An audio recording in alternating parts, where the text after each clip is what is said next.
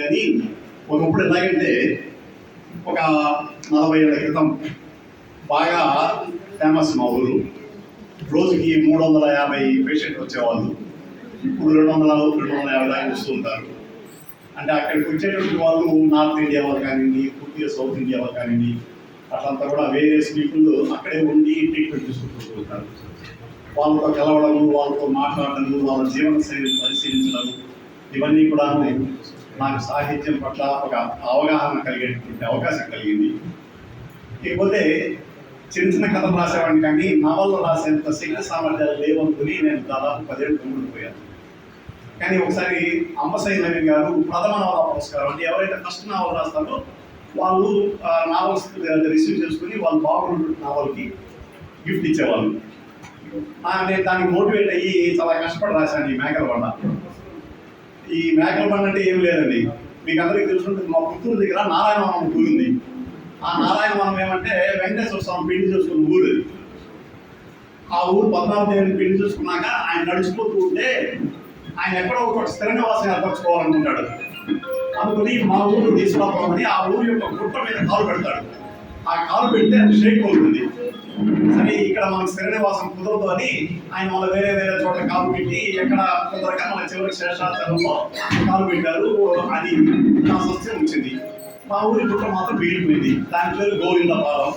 ఆ గోవిందపాలెం పక్కన మేకల బండ ఉంది. అంటే ఈ మేకలు నేర్పుకునే వాళ్ళు మధ్యాహ్నాల్లో అన్నం డబ్బాలు తీసుకెళ్ళి అక్కడికి వెళ్ళి కూర్చొని వాళ్ళ విషయాలన్నీ మాట్లాడుకుంటూ ఉంటారు. దాని నేపథ్యంగా నేను ఒక నవలను తయారు చేసి అంబసై వాళ్ళకి పంపిస్తే వాళ్ళు ఏం చేశారంటే, నా దురదృష్టవశాత్తు ఆ సంవత్సరం ఆ పోటీలే క్యాన్సిల్ చేశారు. నేను చాలా బాధపడ్డాను, ఇదేంద్ర ఇది ఇట్లా అయిపోయింది మనకి అని చెప్పేసి. సరే ఎట్లయితే అట్లయిందని చెప్పి నావల్ తయారు చేశాను.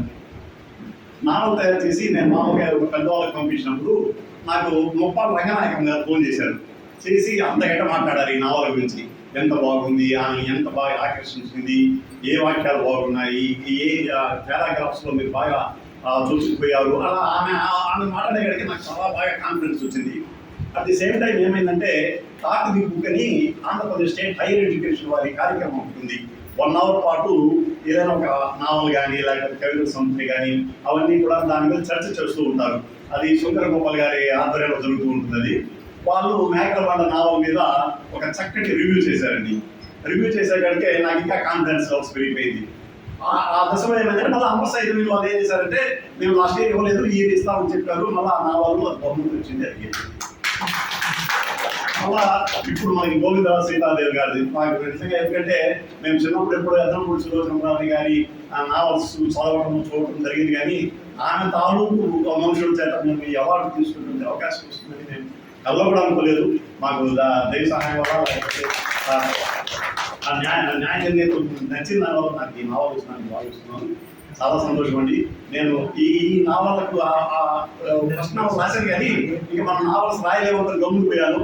కానీ ఏమైందంటే తానా వాళ్ళు ఒక నావల్స్ పోటీ పెట్టారండి పిల్లలకి. ఆ పోటీ పెడితే దాంట్లో నేను ఒక నావల్ రాసి పంపించాను. అది వెంటనే సెకండ్ నావల్ కూడా మళ్ళీ తానా అవార్డు గెలుచుకుంది. అది అలా 5 రూపాయలు అలా నాకు నవల ప్రస్థానం ప్రారంభమైంది.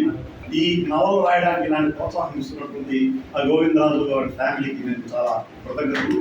మంచి నావల్స్ రాయడానికి ప్రయత్నిస్తానండి. ధన్యవాదాలు.